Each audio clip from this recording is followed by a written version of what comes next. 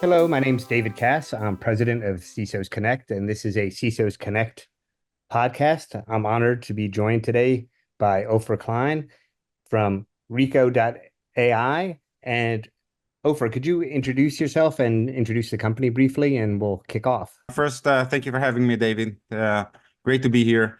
My name is Ofer Klein. I'm the co-founder and CEO of Reco. At Reco AI, what we do is basically the full life cycle of SaaS security, from app discovery in Shadow SaaS, Shadow AI, SSPM, identity and access governance, and detection and response all in one tool.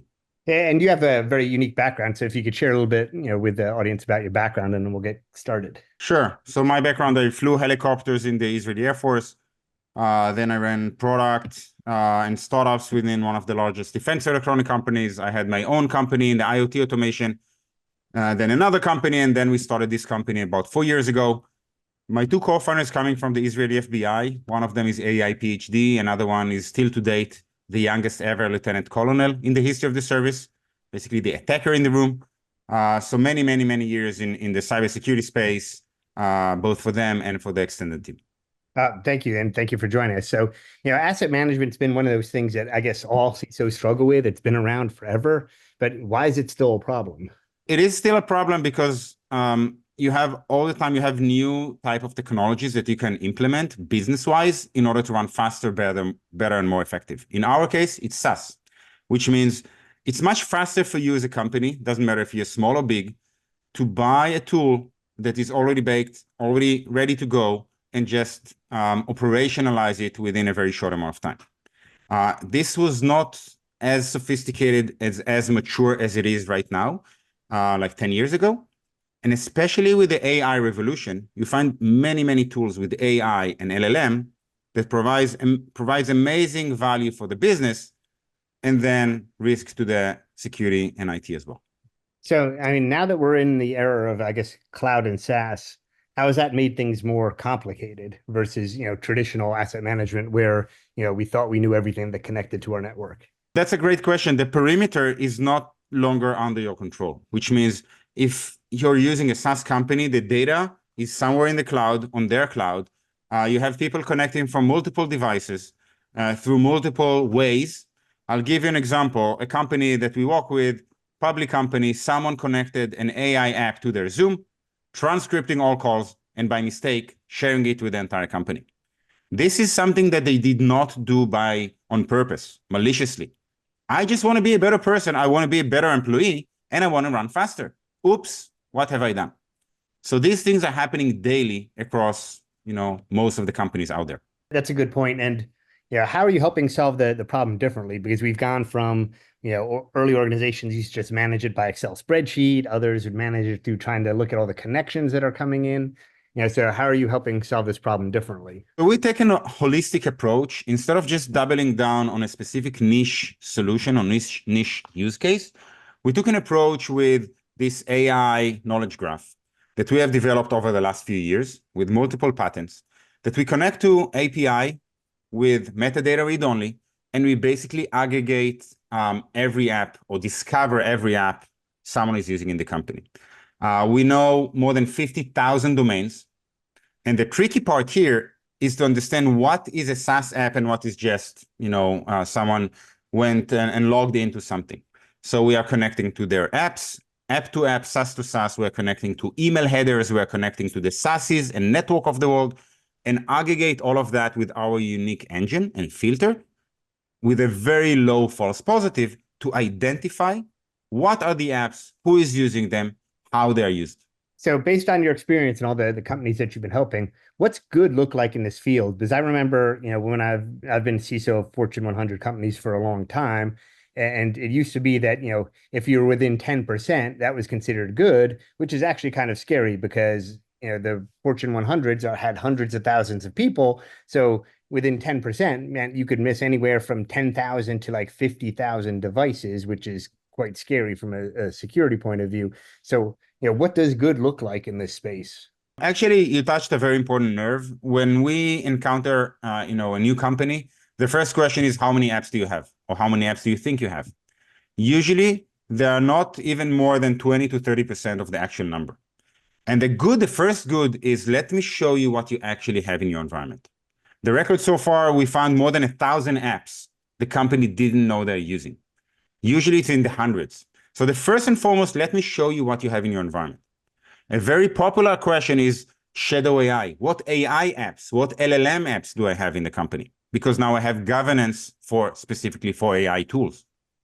And then how can I operationalize it? I can block some of these domains based on usage and risk. I can approve them. I can move it through SSO.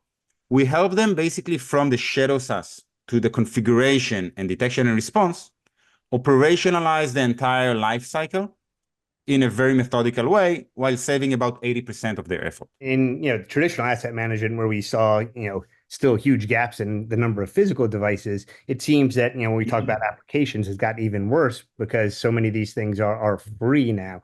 And what are you seeing? Is it predominantly free applications? Is it a mixture of free and paid that organizations just don't know that they have? So unfortunately, the data leakage doesn't care if it's free or paid app. The most important thing is what is the usage of the app.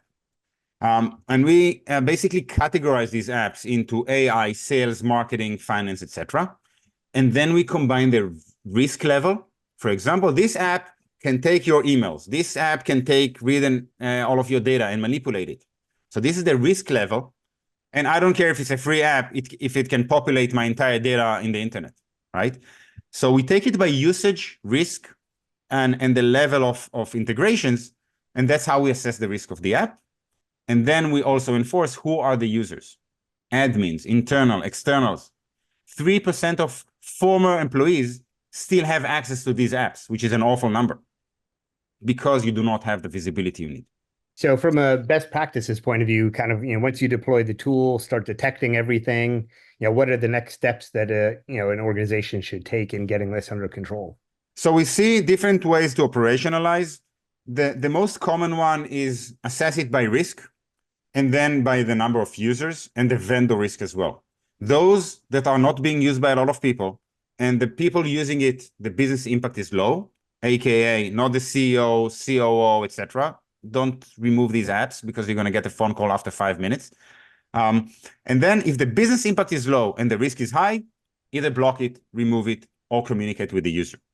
Usually our customers are reducing the level of exposure or the number of apps by hundreds within a few weeks. Then once you say, okay, I need these apps, now you go and fix the configurations. You connect them into Reco, and we have 130 connectors today, and we're adding 2 to 3 a week, which means now we want to check the configuration. I want to make sure they have MFA, which becomes mandatory in 2025. And then when the detection and response is activated, meaning you have an attack vector or someone is exfiltrating data, now you can take action through your SIEM or through your automation. And that's great. And I imagine it helps with cost savings as well, because, since we have all this application sprawl, there's bound to be some kind of redundancy or overlap. Correct. They call it sometimes software consolidation or stuff like that. So usually the second benefit is for the CIO, CFO procurement, because you consolidate software into one and you save a lot of money. That's one. And the second thing, you connect all of these apps with their logs to Reco instead of to your SIEM, and we only send to the SIEM what is relevant, aka saving a lot of money for these companies. How easy is it to deploy, solutions like yours? So the average is it takes about 5 to 10 minutes to connect, for a POV. We scan the information into the graph, 30 minutes to show the risk assessment. When you actually find what's out there, as you mentioned, I didn't know I have 300 apps more, or so many users that left the company still have access. And then through a methodical way, we help them step by step. We call it first discovery, prioritization, risk mitigation, and then workflows and automation through their tools. And how are you identifying, because you mentioned it earlier, that you have the capability of kind of identifying the risk associated with some of these applications. So can you speak a little bit more to how that's done? So we basically assess the risk, the first and foremost, what privileges or permissions they ask from the system. So for example, this AI app connected to the Zoom from the previous example, they transcripted all calls, which means the data of every call they have, and that was a very regulated company, was at risk. It could be some apps that have no privileges and no permissions, and even if this app is breached, nothing is happening. So the level of the business impact is assessed by the level of privileges or permissions these apps have.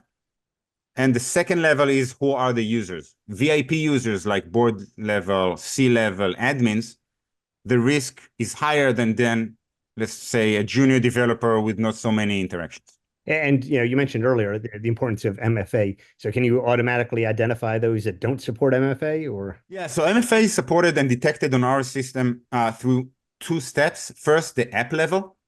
The app could support MFA or not and configured, or it could be federated. Yes, I know I don't have MFA on Salesforce, but it's federated onto Microsoft ID, so leave me alone. Don't give me false positives. The next level below it is user by user. Because, for example, you can create a local account that this account is not protected by MFA, even though the app itself is protected. So both from the app level configuration, as well as for the identities that are connected. And as you think about the direction of where this is going, and I don't think it's going to get any easier to manage the sprawl in this space as post COVID, there's kind of that explosion in cloud usage. This is going to continue to be a growing issue, for CISOs and for organizations. So, as you're looking down the road, how are you guys addressing the continuous change that we see in this environment?